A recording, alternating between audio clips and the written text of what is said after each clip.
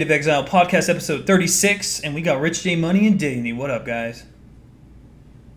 How's it going? Hey. All right, there you go. Good job. +1. Good job on the introduction. Good start. Good, Charles.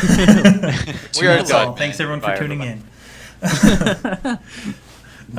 Today we're going to be discussing Warbands. With the last two episodes we had, we didn't really cover Warbands too much, considering that Pox, Ziggy, and I were all playing Tempest, and then last episode was with Chris Wilson.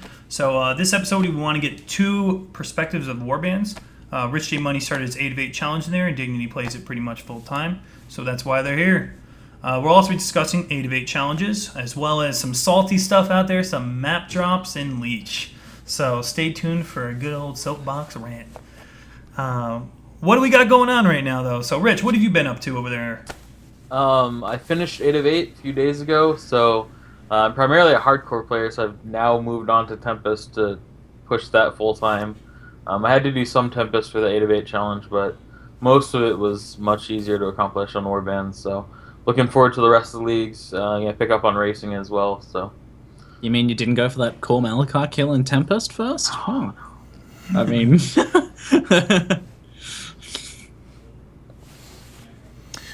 So you achieved 8 of 8, right? Yep.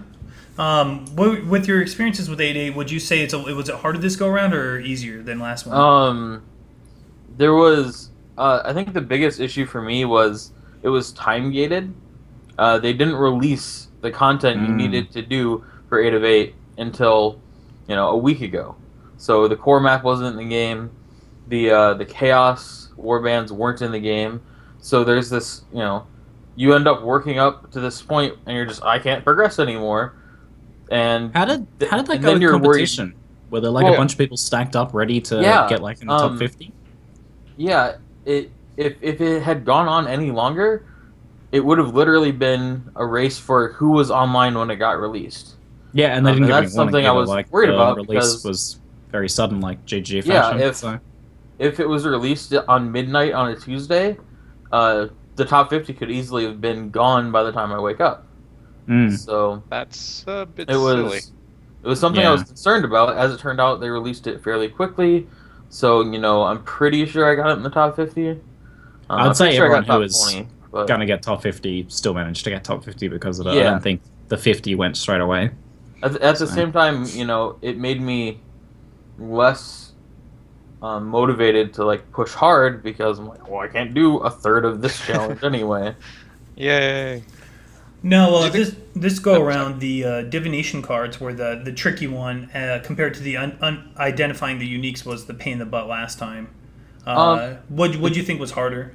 The divination cards weren't actually that bad because you can just sit there and spam trade chat and spam PoE trade and you can get them.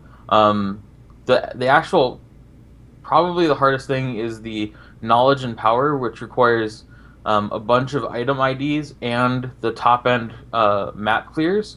So you still have to hunt for these un-ID'd items that are very rare. Most people just identify them without thinking. And you had to do the top end boss kills. The divination cards, there's enough flex room because you need 32 out of 47 or something like that. There's enough flex room, so you only need 3 or 4 kind of expensive ones. And if you have friends that are going for things like the 6-link astral plate, you can throw them some chaos and turn it in for them, and then hand them back the astral plate. Yeah. So it wasn't as bad as the uniques, where there were tier 1 uniques that you had to ID. There was no flexible room for you can skip all these tier 1s and only do these 2. So it's a little bit easier than previously. Yeah, I think so. I think the most RNG involved is farming the warbands. Some of the chaos ones are pretty hard. I got really lucky. I went into one quarry during a commercial break on a show I was watching and found the last 2 I needed. Nice. And people are running hundreds of maps at a time and can't find any of them. Yeah, I've seen the chaos guys one time. So yeah, it's nuts. Even if you're targeting them. Well, I had a quick question to the other one about the time-gated one. Would there be a way that could be positive, time-gating the effects? I mean, not from my perspective. When it's just 8 of 8 is a goal I want to hit, and then I want to move on. Yeah, I see what you're saying, Project. I can see in some cases how time gating things can promote, people coming back after a certain, taking Or breaks and coming back. leveling But I the think in playing this case, I field can't to a see any. degree.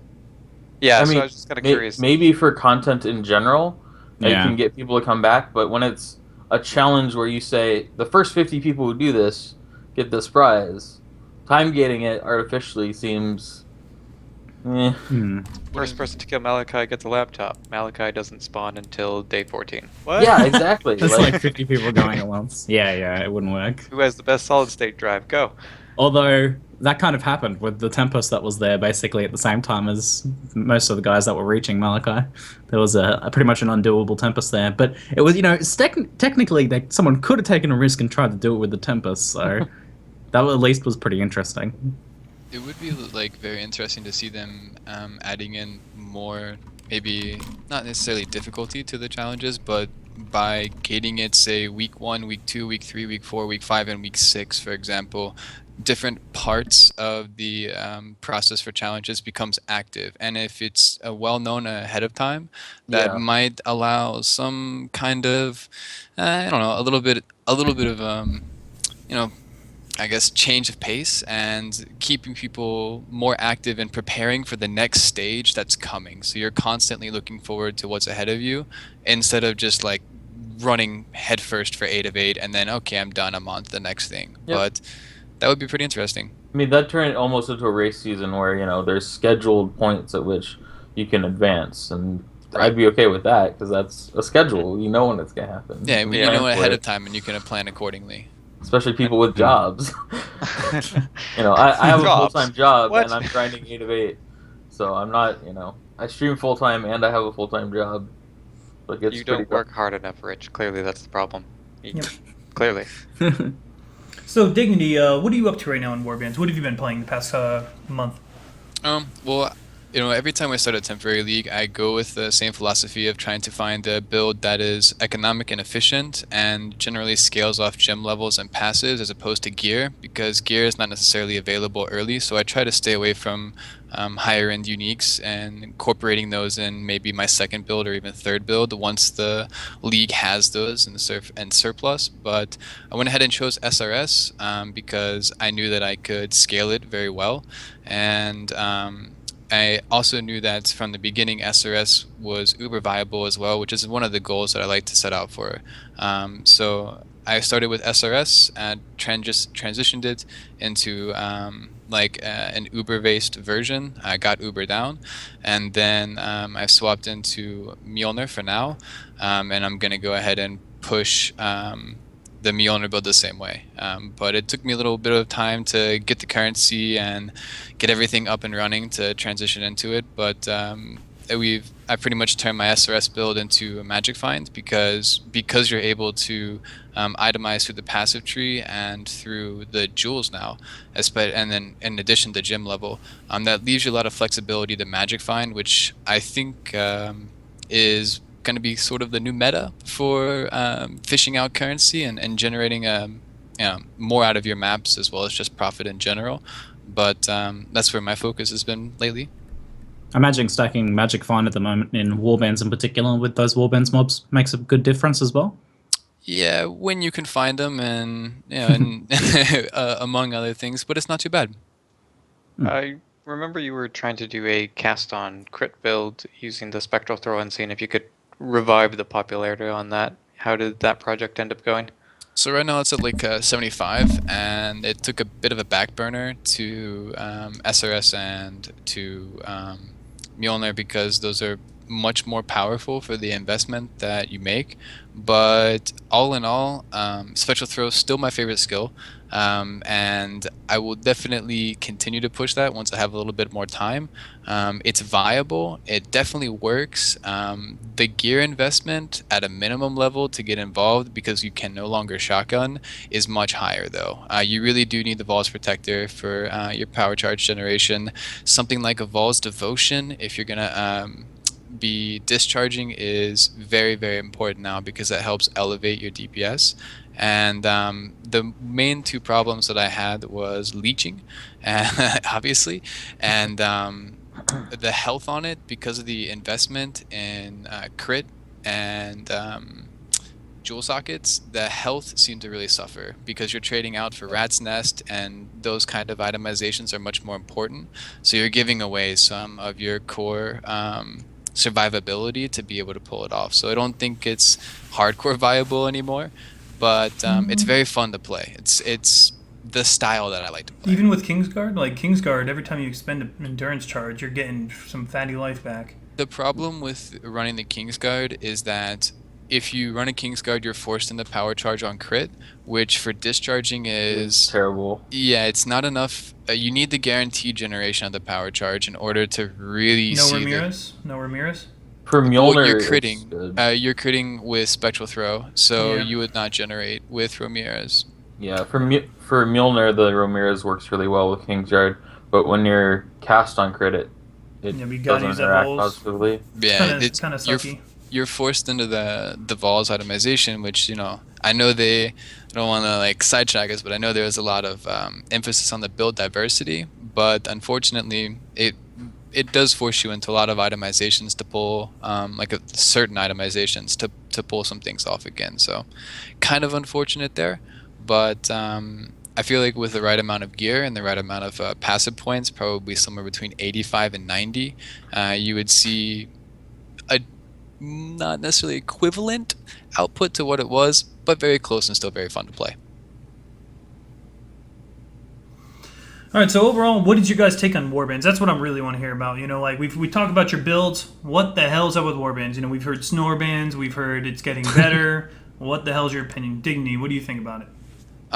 So, in the very beginning, when they came out, I don't know if you guys remember, but the first time you played through the new marketplace and you see those new guys at the very end, you're like, whoa, this pack of random unique mobs, where'd you guys come from? This is pretty cool. It's like that, but it's really watered down, and it feels like they just recolored those guys, gave them a few different abilities, and they don't they're somewhere between a rare mob and an exile.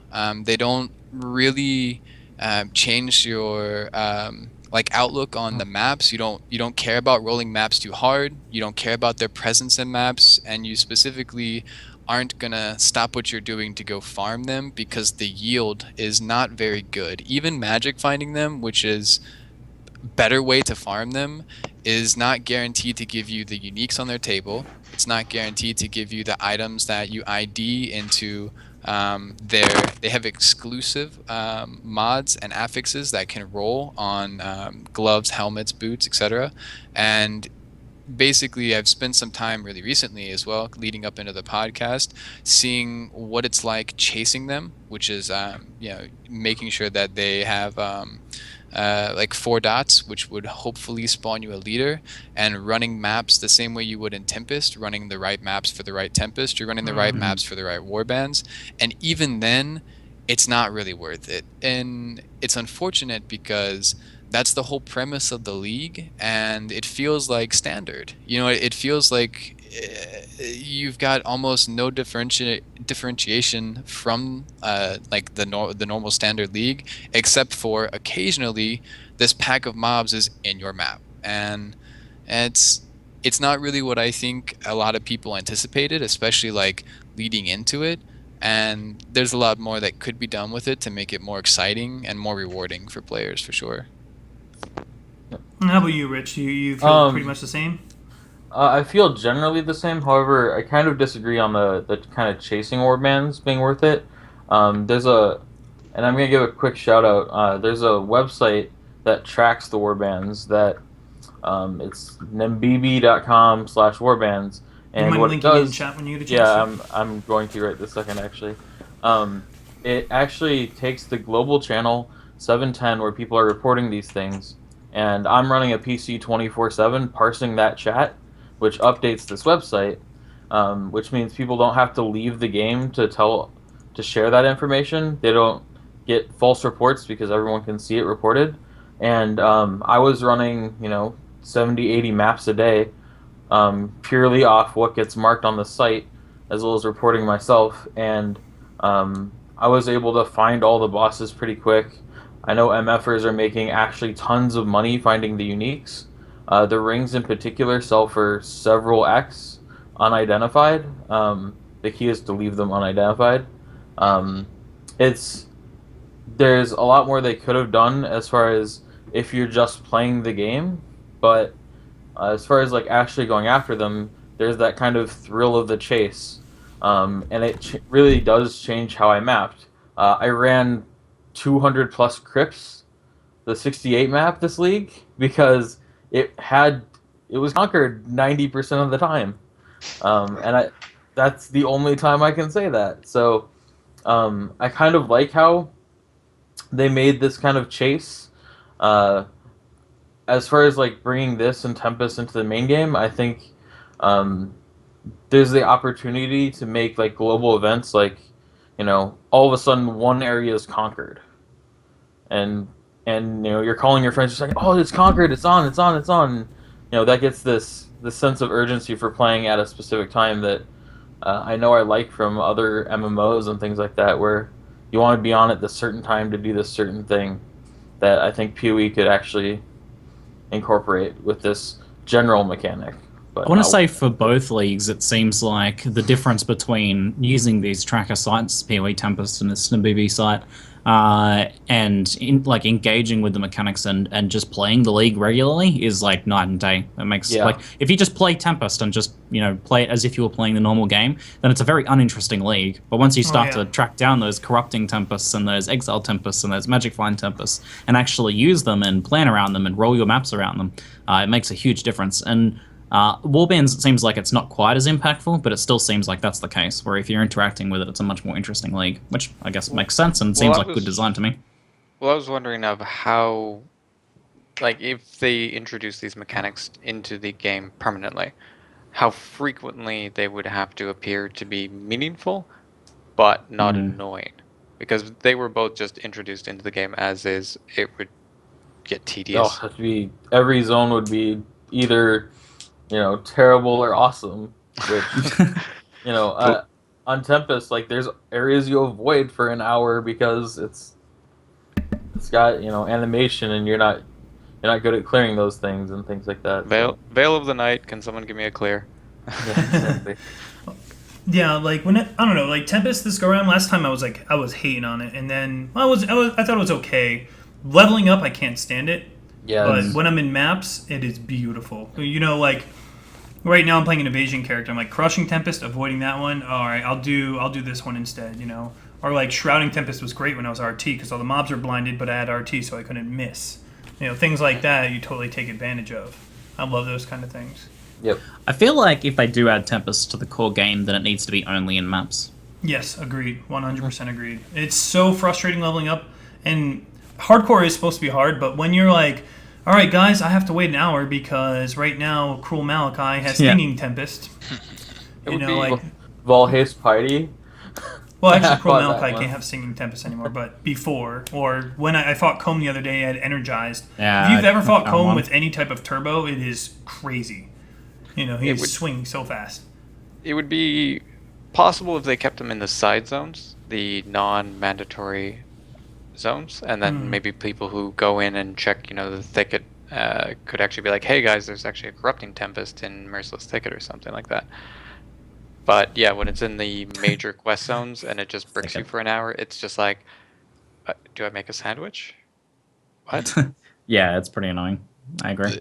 I feel like it's the opposite though for warbands, because a warband can be, you know, 4 dot or 8 dot or you know, basically conquered, and you can run 3 of those maps in a row or go into that zone and spawn 3 of those zones for yourself and never see a warband. Like, they have conquered the zone, but they don't appear in your specific zone, and I feel like that's also something that kind of takes warbands a notch down, because you're not forced to engage these things. You're not forced to play around them if your RNG doesn't spawn them for you. And you're also not rewarded by the same token if your RNG doesn't spawn them for you and you're chasing them. Yeah, Tempest is one of those things, like, especially like if I was doing Underground River, it's a 76 map, it's very narrow, and I was doing Of Influence, which makes the Tempest massive, like in AoE, and it was so terrifying. It was like it made the map so challenging. And I've done Merveil with Abyssal, and that was just Cataclysm crazy. that makes them spawn like mad? Cataclysm, I think, makes them faster, yeah, and then Yeah. Precision makes them like a conch effect, really, really potent but tiny. Yeah, when you get the spells, I'm generally not too concerned about them. But then all of a sudden you'll get Cataclysm spells on a thin map, and it's you're focused. Oh yeah. I mean, I do like the challenge it adds to the league. I just feel that, I don't know, it's like one of those things where you could really push yourself, but at the same time you could brick a map. Like the first time I did in Acropolis, it was Abyssal, and I was the first one to walk in. It just reset, and I was like, me and Ziggy were together actually, and I was like, well, we'll brick this map. There goes 20C because we put domination on it. And then the next time that happened, because I was That's like, it can't happen interesting to me. again. It can't happen twice in a row. Sure as shit, it did. And I was like, I'm doing it. Screw it, I'm doing it. And it was terrifying. Well, I It's- actually like the idea of that because it's more.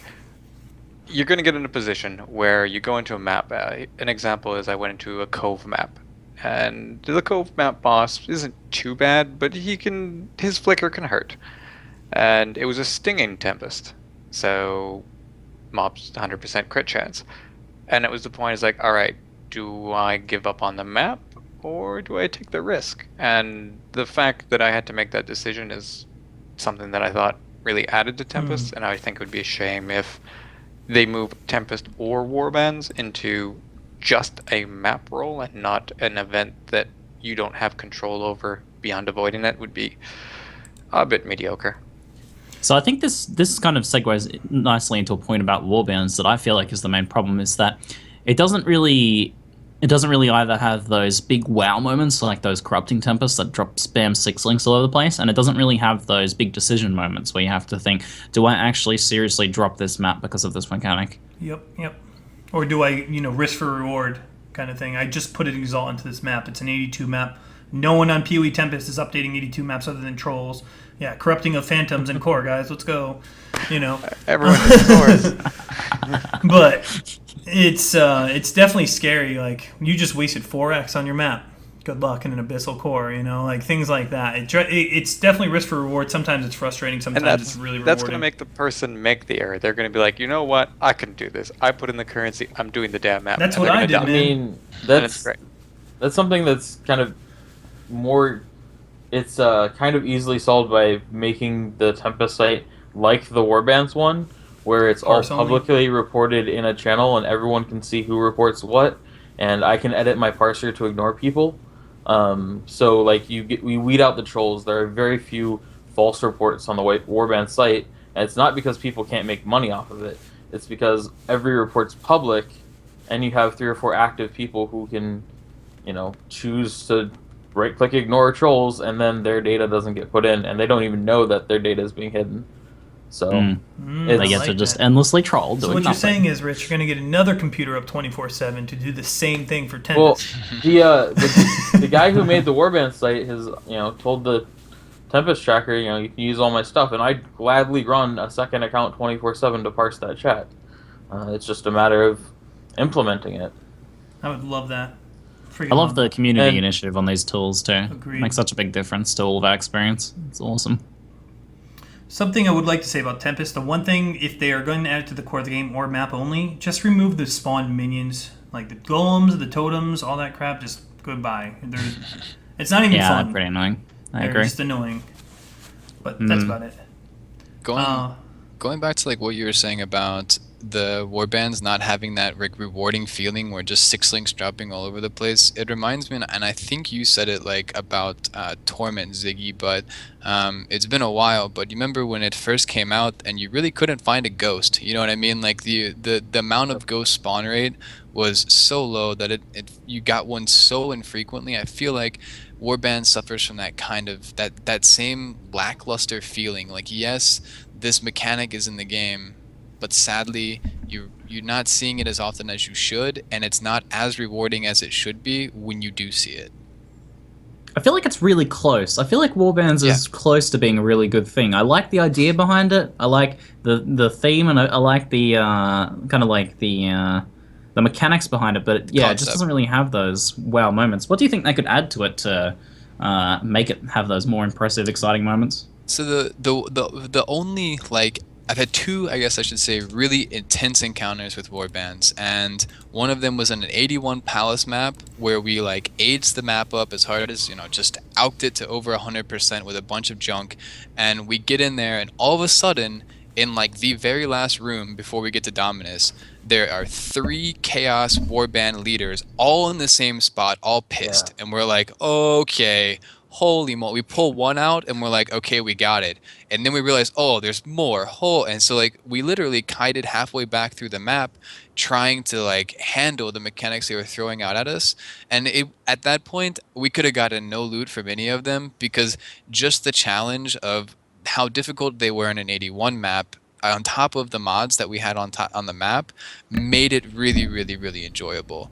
Another one that we had was in a maze map where this guy has like flicker and a variety of other skills. He's so fast, chasing us through the map, and we're literally like running through the map, screeching like, oh my god, oh my god, oh my god, oh my god. I'm trying to like stop and cast spirits, and I'm kiting and I'm running, and he's just like flicker dead, flicker dead, flicker dead, and like that was awesome. Like that was like I want some things to just beat me down, and if you can throw that kind of thing at me, that's where warbands takes the turn from being snore bands to like, holy moly, here they are, run. You know what I mean? And if you can, I guess if you could add that factor with a little bit more reward for the time invested in finding them and the ability to complete them, then I think that would be a large step in the right direction of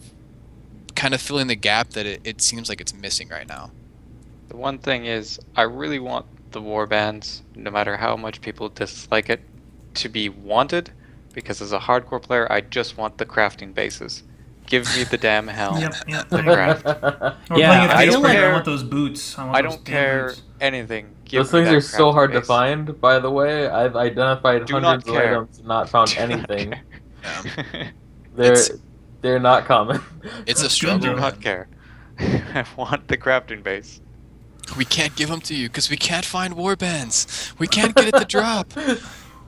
So let's move on. So obviously overall warbands need some love. It seems Tempest is in a good spot other than a couple trolly things here and there. But thanks for your guys' input on warbands. I haven't given it a go myself. I really would be just talking out of my butt here about it. And it seems overall when it's fun, it's really fun. But for the most part, yeah. It's a snooze fest. It's a snooze fest.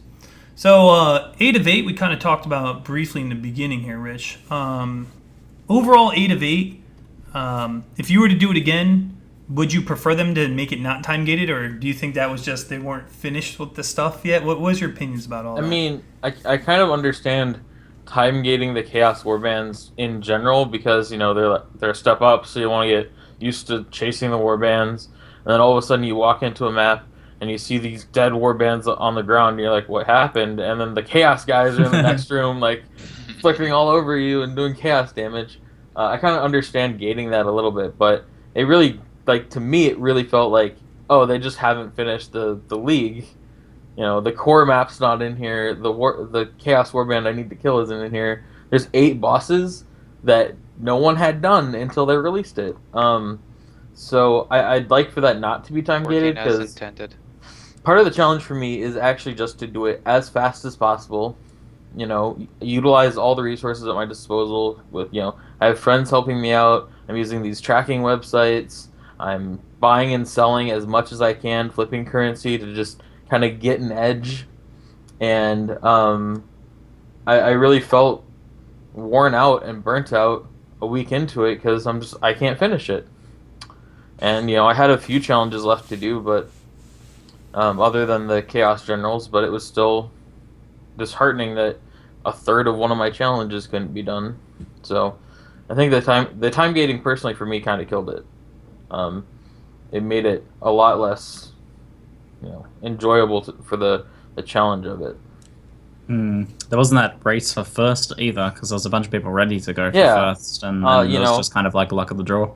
Almost. A day after it released, I saw like 3 or 4 8 of 8s, and I didn't see a forum post with "You're the first 3," because 10 people probably had it stacked up, so they just needed the Chaos Warbands, and at that point, it's complete RNG. So So the 8 of 8 was pretty much de-hyped then because of the time gating. Yeah, I mean, and maybe I even didn't specify this, but the Chaos Warbands, you don't know where the Chaos Warbands are. You just know that when a zone is captured or conquered or cleansed, there's some chance that instead of those mobs, there'll be the Chaos Warbands. So you need to run 50 maps to find one. One pack, I see what and you're then saying. there are 8 packs. There are 8 bosses, and you get 2 or 3 of them at a time. Yep. So you just might not find the right one. So it's complete RNG. It's like the spirits for me on Torment was that kind of RNG where I couldn't find a seditionist for a week of just grinding, like docks and then the corrupted zone and docks for a week. I couldn't find a seditionist. This is before pledge card too, Rit. Yeah, it's just when there's gonna be some RNG element in whatever you do because it's a loot-based ARPG, but when you can't make progress towards your goal because it's gated by RNG, it gets frustrating. And then you time gate it, and then you add the RNG after that time gate opens up, and it's insane. And then the natural RNG Yeah, I in this game. understand. I got very, very lucky with my Chaos Warbands. I found one in the first map that I ran after the patch, and then every group of Chaos Warbands that I found had a boss that I hadn't killed yet. So that's insanely lucky. But It seems like Crisis Averted because it was released just early enough, but if they'd have pushed it much later, it would have been a bit of an issue with a bunch of people being ready for the top 50. yeah, I mean, the exact order doesn't matter, which is kind of why it wasn't a big deal. Do you think that if the time gate had been more streamlined and basically you look at it and go, okay, about the time these people should be finishing this segment of challenges, this next one opens up. So instead of having dozens of people already ready to go, there's maybe 1 or 2 people, maybe half a dozen that have actually completed you because you've funneled all your resources into it up until that point, and then you're ready for the next wing of challenges that opens up, rather than just okay, I've got 7.5 of 8, and me and 15 people are all sitting here ready to run and go, and then that turns into 50 people if they wait too long, and then 100 people if they wait too long. Yeah, I think this all presumes, though, that this was an intentional time gating of challenges. I think it was just a side effect, and just that the content wasn't ready yet. I don't think there'll be time gating in the future. I do have to say I kind of like the idea of a schedule of the challenges, Right. That you can focus around. Because there's still get the first one done by the next one, and then get that next one done as soon as possible. That kind of makes some sense and turns it into kind of a. Doesn't that reduce your freedom though in what challenges you can go for? You could do them in any order if there's no schedule. Well, one of the things that other type of games have done, when the progression opens up based on player progression, so they have all the tiered things ready, but the other stuff doesn't unlock until somebody achieves something. Right? So once you've got 1,000 people, or maybe let's just say 100 people that have accomplished the first 3 challenges, the next set of challenges unlocks, and then once 100 people have completed that, or enough people have completed that, then the next set of challenges unlocks. Interesting. But I feel like that something like that would make the league a little bit more dynamic rather than stagnant. It's just a race and then it's over, whereas that would keep you attached to the league for longer. I've definitely enjoyed the dynamic differences that they've actually tried to implement, which is very different.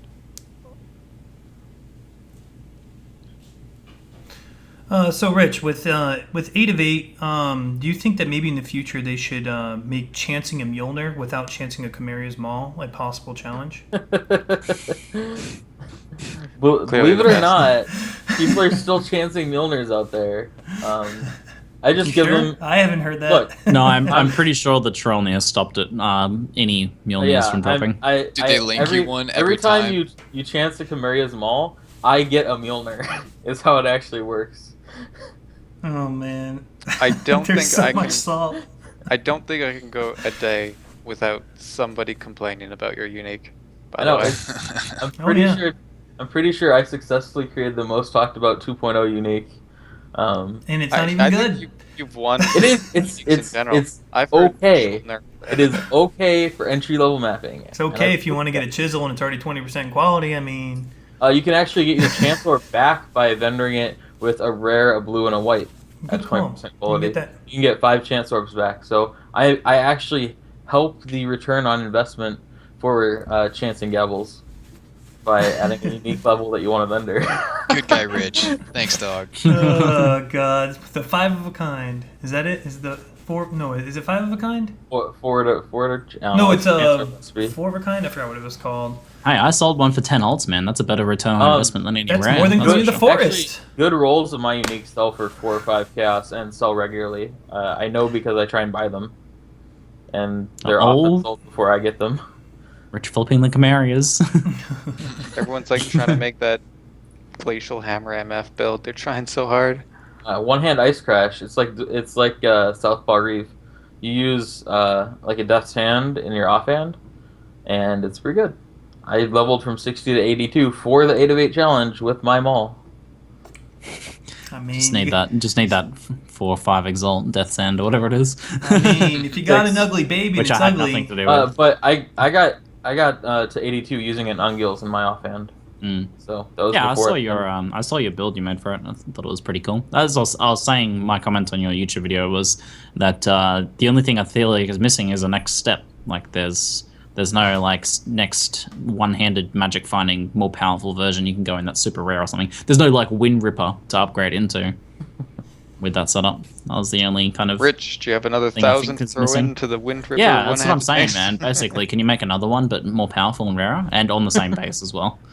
Universal Mall of Mark Chimera? my Same words. base. There's been some troll uniques that have been getting better and better throughout time. You know, like Kiri's Ire, perfect example. You never know when Trollnir might actually be. Like Infernal Mantle, it's always been alright, you know, but now it's used a lot more because of Blood Magic Flame Totem and you can go crit. So there's more options out there. Oh man. So let's talk about something a little bit more salty, you know, map drops. So by a show of hands, everyone here, on count of 3, who here is having a tough time sustaining maps above 75? So Project PT, that's it. I had a tough time getting to that level. I was running 72s and I could get the occasional 73 or 74 and not really be able to break out of that cycle until in a 73 we opened a +4 chest, like a normal chest, and it dropped to 76. There you go. And from there I never dropped below 75. But it was just, you know, I was able to sustain at 72s.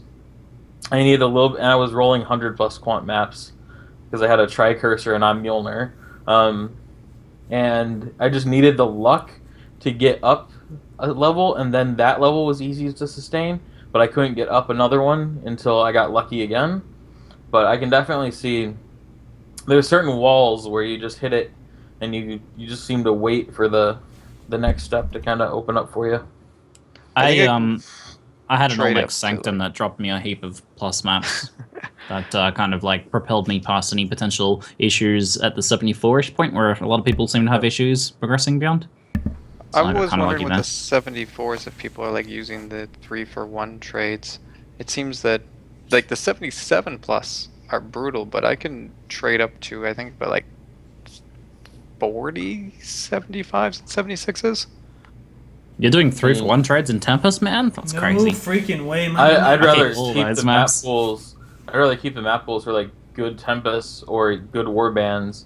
Yeah, and that's if what I wait If for. I I'm do always want just to like, chase after a +2, what I do is I go straight to the boss in those maps, and I just clear as many as possible to get the +2, and that's how I built like my 74s.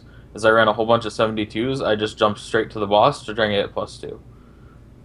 I have like no problem sustaining above 75. Once you get above like 80, 81, Yeah. 82 range, that's where I feel like the challenges, because those maps are very easy to consume without a return. Yep. But Yep. I also feel like I'm a little bit spoiled because I'm running the majority of my maps on a magic finder, so I'm getting a significant amount of drops too, and I'm running SRS, which is able to clear like the most AIDS maps with no problem because you just stand in the back and let your minions kill everything. So I feel like I also benefit from being able to roll 100 plus quantity maps without a care in the world, and that really does help my map return. I mean, no disrespect here to softcore players. You're also in softcore, so if you Absolutely. die in that map, so And it's a little bit different. That's another thing like I wanted to bring up, especially when we were talking about discussing this, was the difference between the approach to mapping and from the point of the Tempest and the War, because I just don't care, because if I die, no big deal. Hopefully maybe I'll get a Warband in it, because it might be worth saving a really well-rolled map to wait until Warbands have conquered that map. But when you guys are mapping in Tempest, are you guys willing to try harder maps, or are you staying away from those in order to get your maps back? Generally speaking, in my experience, I've done a lot of 77 plus maps this league. 77 plus is where I really noticed the drop off. 79 and up even more so. I've only cleared 182 map in Tempest, and I got very lucky. I got 2 cores, I got 2 palaces, and I got a plateau. You know, like that's just unheard of. Right. So That's I mean, a it's pretty like, awesome return. Yeah, it's a great return. And then I did a couple courtyards, and I got a couple more 82s and 81. So I just had really good RNG, but I've done probably maybe 50 plus 77s, and maybe around in terms of 80 plus, I've probably done about 10 to 15. And for the most part, the return is I'm doing like 150 quantity, including the Tempest quantity. I'm doing Domination Shrines, which, by the way, are bugged in a lot of the new tile sets, and they really need to fix. In the terms of FPS, because I've had pretty bad FPS around some of the Some of them don't shrines. spawn, I think is what Oh, Zeno's not talking spawning. about. Yeah. So are you getting empty shrines? No, not it's. No, they there is just no don't shrines. spawn at Period. Like all. if you do volcano Unlike map, the- 0 shrines. If you do the 82 The map, Harvest no and the shrines. Belly of Scammed. the Beast Ah, tile I didn't sets know don't have that. them either. Zana scams. As in a Interesting. lot of places. But I mean, in terms of getting stuck, I've never really gone down. I bought 182 map, and since that, it's funded everything for me. I mean, granted, I bought it for 3 exalts and then put another exalt of currency into it, but it was worth it because like I said, I got 2 cores, 280. I got 2 palaces and 77 out of it, and that's funded my entire map pool though. That was another thing I was going to ask is, are you guys, any and all of you, but are you guys more willing to spend more currency now on higher level maps because you know how difficult it is to sustain? Yes. And that 79, that 80, that 81, that 82 is not just a, it's just a old 78 palace. It's just a 77 shrine. It's just no big deal. But now it's like, okay, that map has value if you want to sell it. So you have to weigh that cost. And you're also, in my opinion, I'm happy to 4 chisel 77s and up just to make sure that I have that much more of a chance to bring back a few maps out of each one. The difficulty of sustaining the higher level maps makes it more clear that mapping is an investment, which has always been the case, but it's more so evident than now. So you do need to invest that currency and view it as that investment. My only They've beef also with all thrown the in, project. They've also thrown in a couple more wrenches into it, like the crit and crit multi-roll. I could never even evaluate that one. I just see it and I'm just like, all right, a minus max resist. I can be like, all right, I take this much extra damage. I know the tile said I'll be like this. Crit multi. I'm like, no. I could die. Well, Not only that, but it They stacks go with from, powerful crits. It stacks with yeah. powerful crits. They go from not just powerful 5% crits, but- base crit to like 20% base crit, and then they crit, 50% Yeah, if they get, harder. I'm not worried about the powerful crits. I'm worried about the ones with the increased critical strike chance or generates power charges for whatever reason, because then they actually can have a reasonable crit chance, and a pack of them will kill you. Dischargers. Whoa. But yeah, that's an automatic reroll for me. I think they might have made that a little bit too high, the crit chance, crit multi one. Like the boss AoE, boss life, whatever. It's easy. Right. Yeah, most of the immune to status ailments, 50 to 60% of the time I could deal with most builds. They did already It's pretty only much the wreck 100% status. where it's a problem, because Yeah. if your build needs the status ailments, you're going to keep reapplying them constantly. It's only when they have an immunity that's when that one really kicks in, I felt.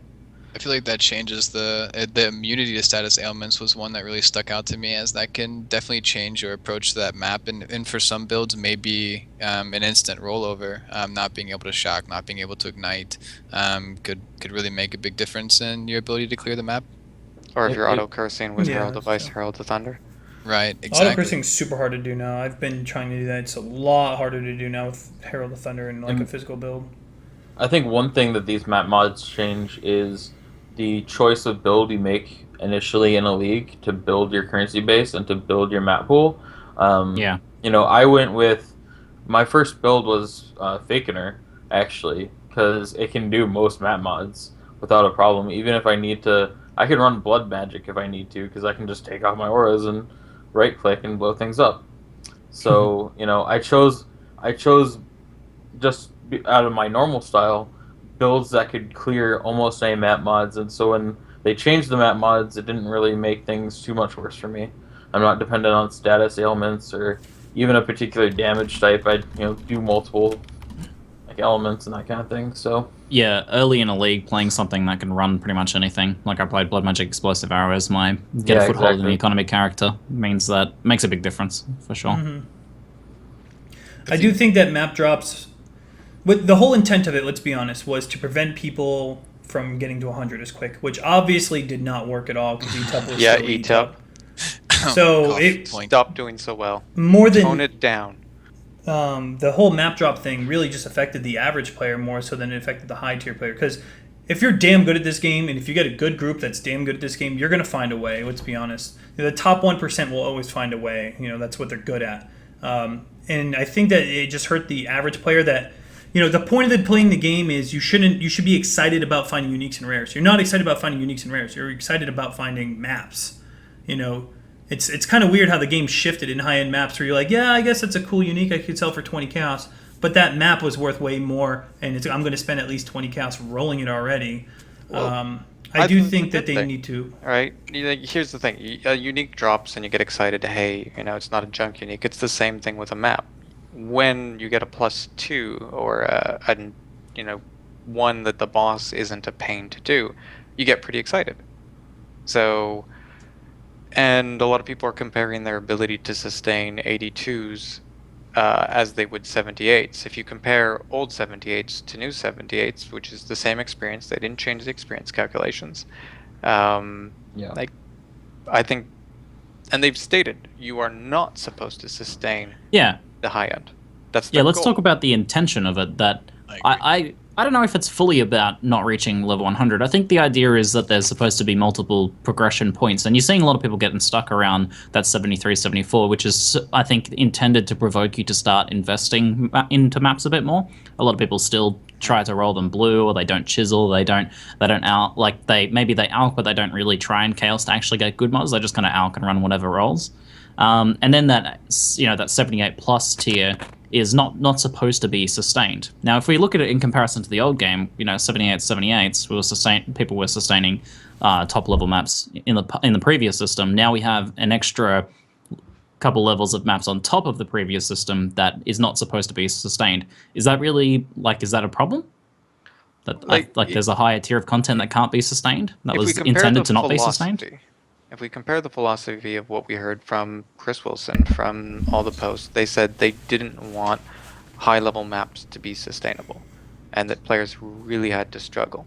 Now, the players who did sustain as best as they could, the ones who were trying to play competitive on the ladder, it seemed that GGG failed and underestimated the players' capacity to generate currency in maps.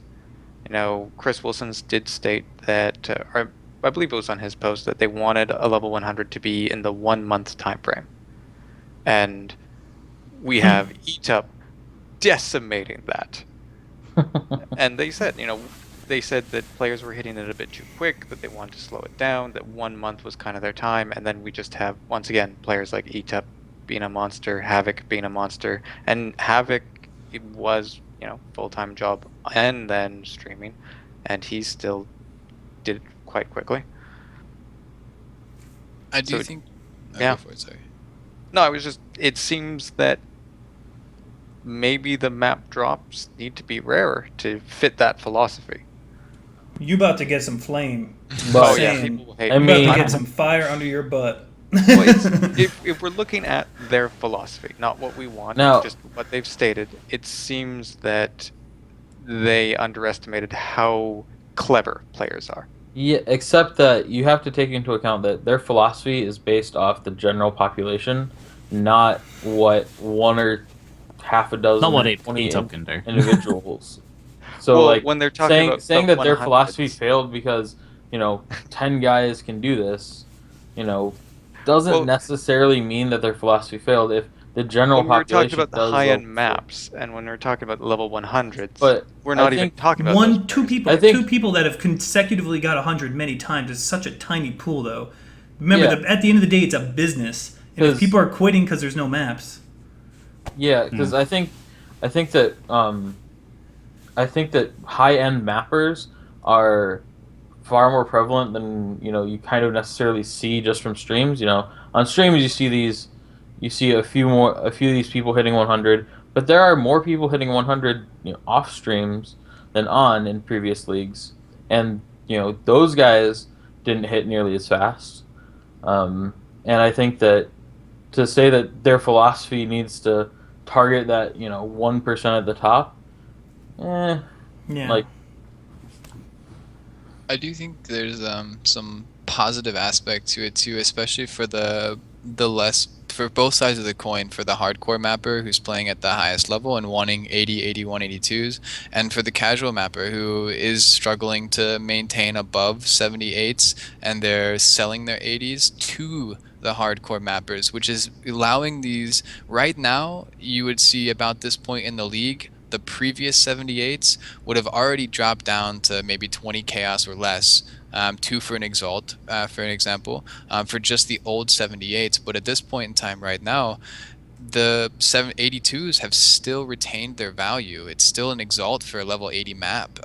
So maybe like 40 chaos for an 80 map, and maybe an exalt a little over for an 81. So you're looking at like this position where, yes, you may not be able to afford to map in the 80 to 82 pool. However, you could potentially work your way up there by running up your 78s and 79s all the way up, to 80s, 81s, 82s, and then exiting your maps there, and then being able to build yourself a currency pool through your own mapping, because you look at those and go, okay, I'm not pushing for 100. I don't care about getting a little bit of extra experience out of my maps. What I want is some currency to put my build together, or maybe to diversify into more 77s and 78s and 79s to maybe grow an actual pool. But I do think that maps are like holding their value much better than they have in previous leagues, because by now they would have generally tanked.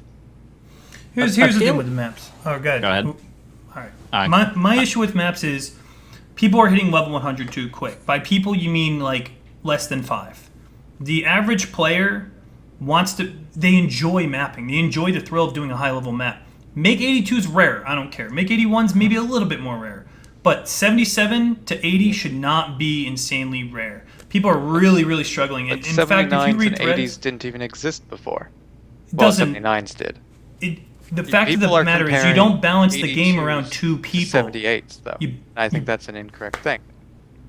You're balancing the game around two people rather than a massive group of people who are actually quitting now because they cannot sustain maps.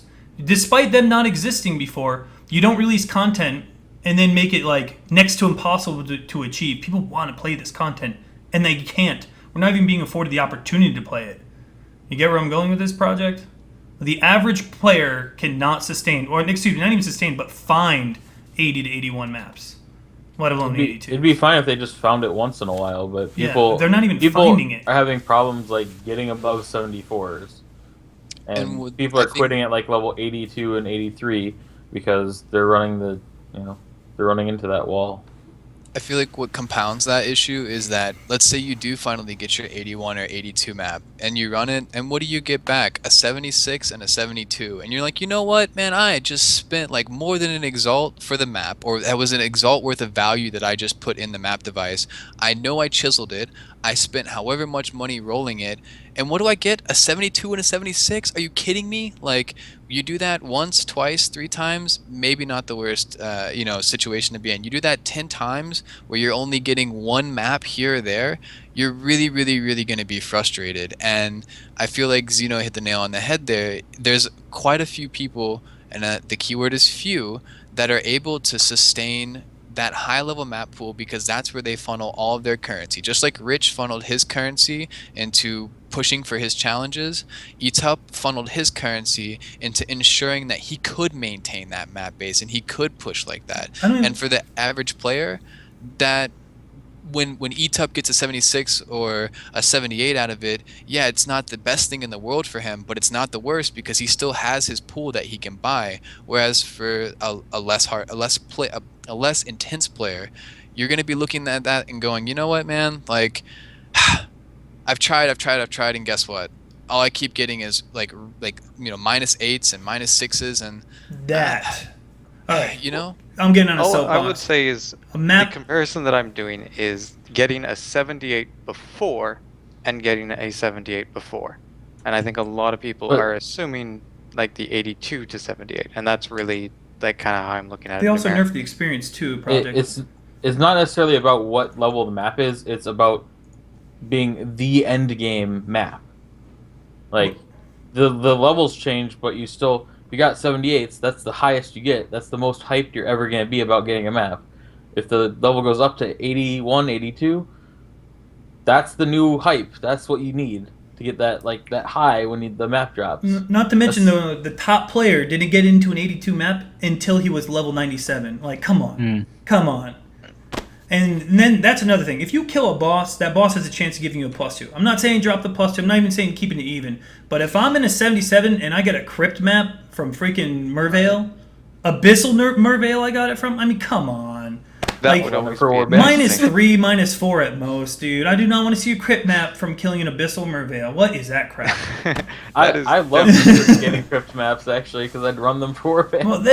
Well, I know Warbands and crypt is like a big heart fest going on, but you should not be getting 68 maps in a 77 off a boss. You should be getting no more than -3 or -4. Like, just someone implement that crap already. Would be a nice thing, because if you're running something high and you get that much of a subtraction, it's kind of stupid. It's disappointing. +-2 is an interesting idea for maps, but you can only go +-2. I do think if you were to make that change, it would allow you to determine what level of maps do you want to farm by what level of maps you run. If I want to farm out a bunch of crypts and dungeons and all that stuff, I'll run lower level maps, and that will build up my map pool so that I can do all the Tempest chasing and all the Warband chasing that I want to. However, when I step myself up into 74s and 75s, I want to be farming maps and getting my map returns within that range, because that's the level of maps that I'm running. And if I step up to 80s, maybe 80 to 82 is the exception. Maybe at most you can only get like a 78 is like the minimum. So you get a -4 in an 82 rather than ensuring that people are always getting 80 maps. Like, I could see that being something that sustain within tier. Yeah, Exactly. let's flip this on its head, and can you guys see any problems with that? It will Sustaining within tier. Obviously, like, map drop rates are a pain in the butt, but if a boss was able to drop no more than -2 or -3, this would definitely help out with sustaining maps. Right. It really would, and it wouldn't be nearly as frustrating. And I personally rage if I'm in a 70. I've killed freaking 78 springs and sewer. Cool. Right. Go kill yourself. Like you just dumped an exalt worth of currency into this map, hoping to get at least a -1.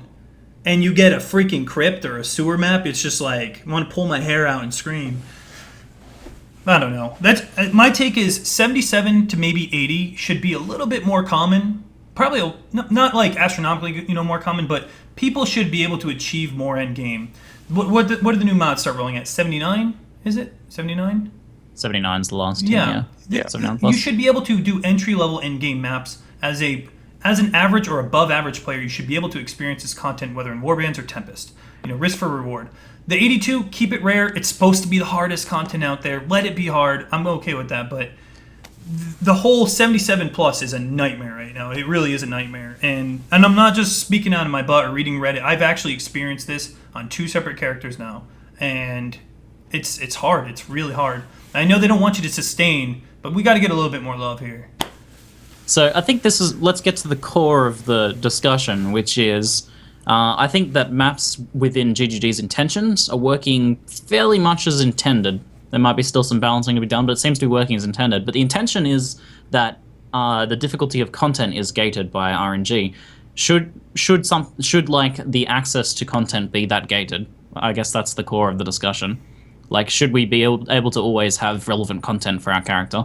From a business perspective, no. From maybe a hardcore gaming challenge, yes. The top 1%, yes. Make it so it's really hard. You have the hardest game out there, but they're a business at the end of the day, in my opinion. And in order to keep the business sustaining, I mean, GGG is always going to have people playing the game, but to keep players happy, you're going to have to deliver somewhere. You're going to have to. Well, I think this becomes very comparable to the, and once again, massive flack from this one. A lot of people want an auction house. No. They're not going to get one because that's GGG's philosophy. You just went there. Yes, but it's the same comparison. There's a lot of people difference just want between, asynchronous trading. Yeah, there's a difference between what people want and the game that GGG is trying to make. That's That being not said, necessarily going to be. GGG has stated that they're working on asynchronous trading, which means you don't both have to be Yes. online at the same time, which is, I think, all that people as a majority really do want. Is make it easier to actually just get the item. Because finding with PoE.trade is fine. It's actually like making the exchange and the other person being busy or offline, that's the frustrating part of it. Yeah, I don't think they're say they're. that trade's perfect as it is, but it was just the comparison I felt was apt. That there's a difference between what players want and what GGG wants the game to provide. I feel like there should be no problem with forcing a pretty moderate investment in order to access the highest gated portion of the content, and that means both a currency investment to maybe buy your pool and a currency investment to roll your maps and sustain that pool within reason. By sustain, as far as above 78s or so, you're looking at a slow decline. No matter how much currency you put into it, you're eventually, as far as rolling it, you're eventually going to have to buy more maps because you'll run yourself out of maps eventually. But it shouldn't be like you run your 10 maps, you get back 1 or 2, and the rest are, sewers, and you're like, no, I'm done with this game. And if you were to at least keep the drop rate within the gate itself. So if you look at maybe 68 to 72 being the first one, 73 to 75 being the second, 76 to maybe 79 being the third, or 78, and then 79 or 80 to 82 being the highest one. The highest one becomes much more difficult to sustain. However, you have the option of getting there with the right amount of investment. And I think they just need to find that balance that's going to allow players to access it and feel rewarded while they're in it, and not walk away like Zeno is disappointed and disheartened after you've put currency into a map and you got a sewers. You know what I mean? Like, that's just not the feeling that the player needs to walk away with. It's not even like it's risk for reward. It's risk for sewers. Exactly. And like you mentioned that earlier, and I was going to say that almost exact same thing. You want to put yourself in a risk versus reward situation, but where's the reward? You know what I mean? When you get a sewers, where's the reward? It's a game of random numbers. If you always get a guaranteed reward. Now, I do understand the severe penalty. But it seems that people want a guaranteed reward. They want a guarantee that if they invest X currency, they will sustain. They want an on average reward, period. They want to be able to go up in maps. Run 10 maps and get 11 maps, maybe. Exactly. Or at least sustain. They don't want a +2 out of every map. They want to see their currency put into maps pay off eventually, whereas now you eventually run out of currency unless you're selling everything. Like, there's no reward right now because it's like a hourglass. It just like slowly trickles out the bottom, and you never get to flip it up. And I feel like also give somebody a consolation prize. That's why I think the minimum amount of reduced level that you could get off a map drop would be something as the consolation prize. Yes, you ran your 79. No, you didn't get the 81 that you were after off the boss, but instead you got two 77s, and maybe you can use those to work your way back up into 79. You don't. I don't ever like guaranteed map drops. That I'm disagree, but like I do think they need to implement some sort of, you're in a 77, only the boss can drop, no guaranteed map drops, but the lowest he can drop is -2.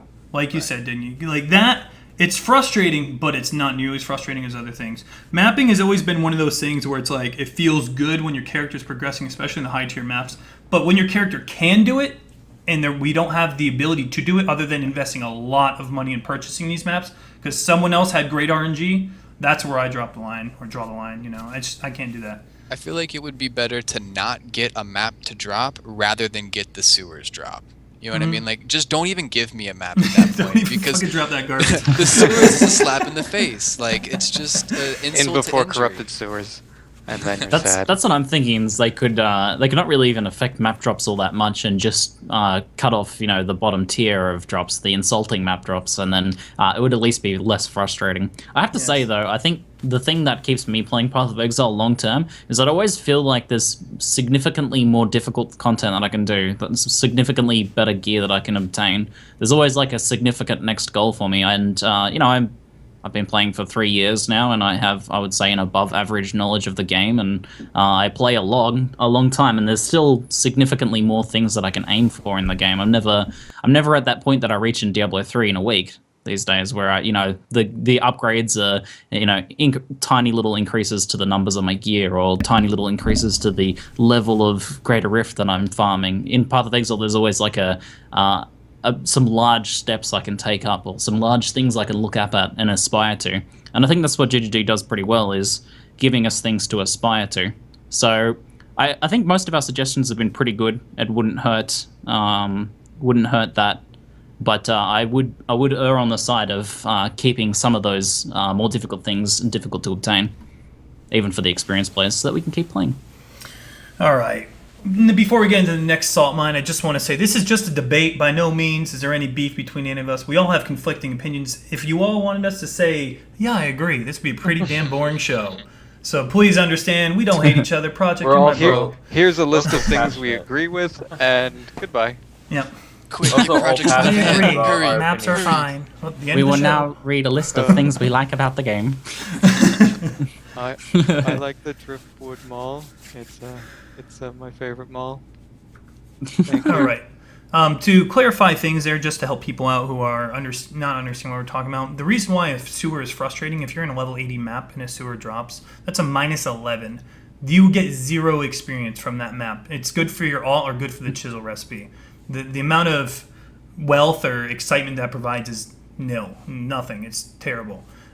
So when you're in a high level map, you can deal with -3 or -2. You're like, all right, that's cool.